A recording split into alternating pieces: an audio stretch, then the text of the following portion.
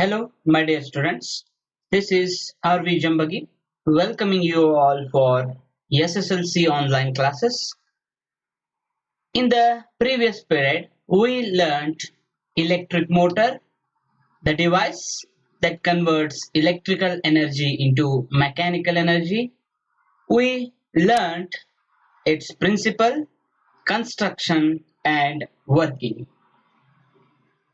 We also studied the types of motor, uses of electric motor. These are the points which we discussed in the previous class.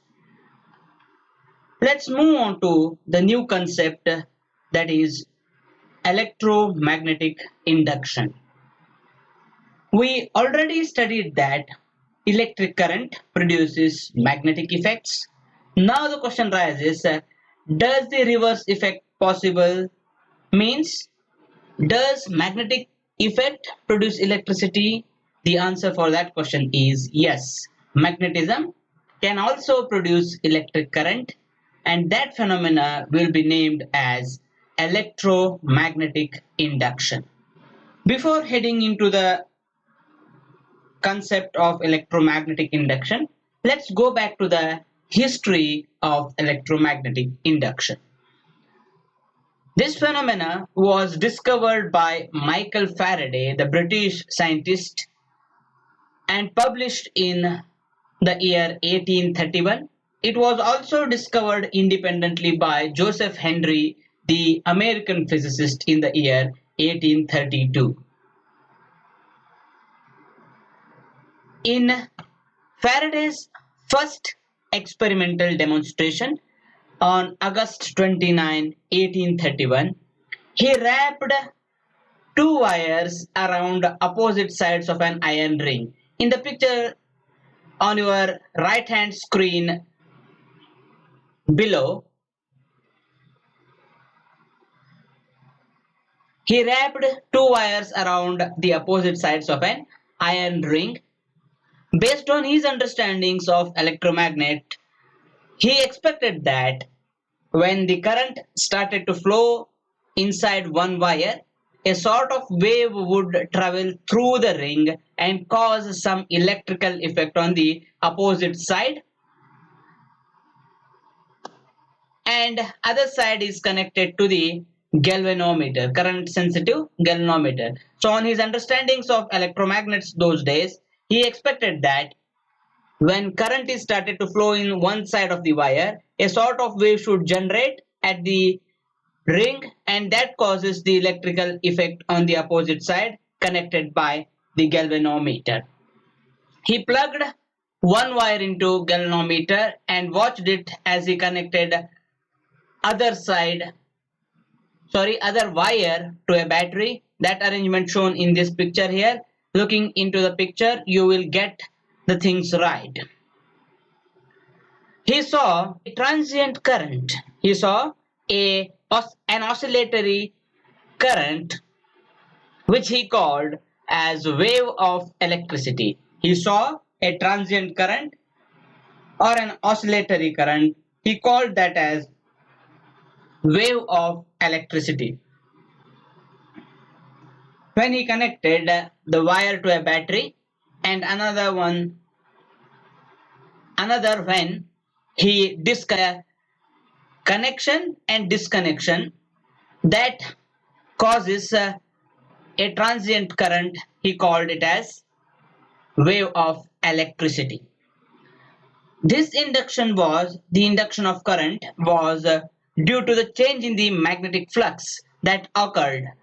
So the change in magnetic flux occurred when the battery was connected and disconnected. The induction of current was made. Within 2 months, Faraday found several other manifestations of electromagnetic induction. So after this effect, he worked on that around 2 months. He done the another experiment. He saw the transient currents when he quickly slid the bar magnet in and out of the coil of wires, and he generated the steady current by rotating the copper disc near the bar magnet with a sliding electrical lead. With a sliding electrical lead, by rotating the copper disc, he took the copper disc near the bar magnet with sliding electric lead and all arrangements taken. He found that again the transient currents, this time steady DC current, was found. Faraday later explained electromagnetic induction using the concept called lines of force. Using the lines of magnetic force, keep in mind, lines of magnetic force, Faraday explained the phenomena of electromagnetic induction. However, the scientists at that time widely rejected these theoretical ideas mainly because they weren't formulated mathematically. Since the mathematical formula is not available at that time, many scientists discarded his theoretical ideas. An exception was occurred when James Clerk Maxwell, another British scientist, who used Faraday's idea as the basis of his quantitative electromagnetic theory. On his electromagnetic theory, he used the Faraday's ideas and who formulated the mathematical steps for induction. So that those mathematically described as Faraday's laws of induction. Later in the year 1834, Henrik Lenz formulated the law, and the law named after him, Lenz's law, which describes the direction of induced field or induced.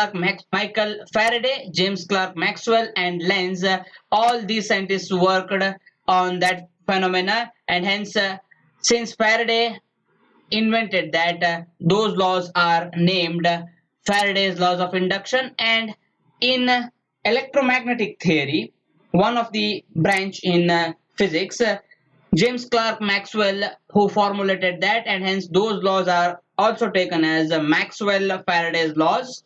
That will be in that section. This phenomena led to the construction of generators, which made the revolution in the history of science and technology. I hope you got the history of electromagnetic induction systematically. Now, let us define the phenomenon of electromagnetic induction. The phenomenon due to which the changing magnetic field induces electric current in the circuit.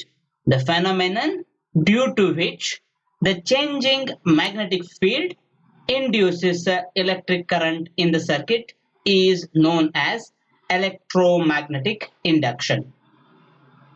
The phenomena due to which the changing means oscillating magnetic field produces electric current in the circuit, that is called as electromagnetic induction. The current produced so is called as induced current. The current which is coming after this effect is known as induced current. The induced word means produced, that is produced due to the magnetic effect which is changing. Changing magnetic field produces current. That current is known as induced current. Dear students, let's try to understand electromagnetic induction of Michael Faraday with all modification being made. We are learning simple coil magnet experiment and simple coil and current carrying coil experiment. Those two experiments already watched during Faraday's explanation. Now let us electromagnetic induction by simple coil magnet experiment and simple coil and current carrying coil experiment. First one, electromagnetic induction by simple coil and magnet experiment. Let us demonstrate this by following activity. Take a coil AB, having large number of turns of an insulated copper wire. So an insulated copper wire of a large number of turns wound a cardboard sheet, and those two ends are called as AB. Connect the two ends of the coil AB to the current sensitive galvanometer. The current sensitive galvanometer is the device which shows the presence of electric current. The device which is showing the presence of electric current is known as galvanometer.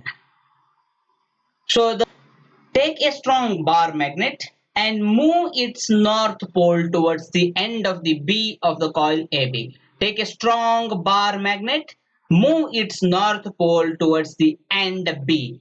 In the picture, there is a direction of magnet N and S. N is moving inside or moving towards the B coil. We find that the momentary deflection in the needle of the galvanometer, say to its right. Okay, when you are pushing the magnet in, the galvanometer shows the deflection on its right side. Assume it is saying that it is showing that the deflection on right side. This indicates the presence of electric current in the coil. So this is indicating the presence of electric current in the coil. The deflection becomes zero when the motion of the magnet stops.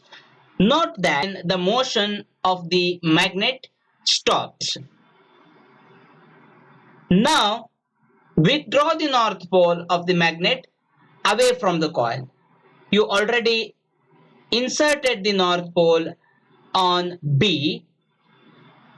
Now withdraw that magnet from B, means which is away from B. This time the galvanometer shows the deflection on its left, again indicating the presence of current. Note that the direction this time which is opposite to the previous one.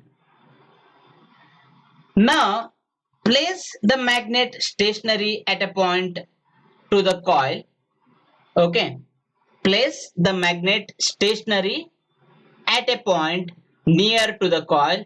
Keep the north pole towards the end of the B. Again this time you keep magnet stationary and towards that place B of the coil and move the coil AB inside the magnet. We see that needle of the galvanometer shows the deflection again as it was in the first case on right side. So once the coil is moving towards the north pole, again it shows the deflection on right side, indicating the presence of electric current. And when the coil is taken away from the magnet, it is showing the deflection. This time would be at left. Okay, which means that when the motion of the magnet or motion of the coil you may take, then magnetic field on that region changes and hence the current is produced in the coil, and hence that coil is that current is shown by the deflection in the galvanometer. We also observe that if the coil and magnet both kept stationary, there is no deflection, showing no current at all. This indicates that the magnetic field has to change and it is essential. In first two cases, the motion of the magnet, and in the second case, the motion of the coil itself. When both are in motion, it produces electric current. But when there is no motion of the magnet and coil, then there is no current, which is simply indicating that the change of magnetic field is. So you can conclude that the changing magnetic field induces electric current in the coil or the conductor. I hope you are getting this activity right. This is very simple. Follow the steps one by one. You will come to know. Dear students, let's move on to the electromagnetic induction by a simple coil and a current carrying coil. Let us demonstrate this experiment by the following activity. We have a cardboard cylinder on which we placed two coils. One is of large number of turns of copper wire, insulated copper wire, say around 100, and other one is having 50 number of turns. So coil 1 is also called as primary coil, which is connected to a battery source. Coil 1, the primary source, connected to a battery source along with the key. And the coil 2 is called as secondary coil, which is connected to a current sensitive galvanometer. This is very much similar to Faraday, who done this experiment for the first time. We already studied that part in the history. We are just recapping in accordance with the present situation. Insert the plug key of the coil 1. Insert the plug key of coil 1. We observe that the needle of the galvanometer in the coil 2 jumps instantly to one side and quickly returns to 0, indicating the momentary current in the coil 2.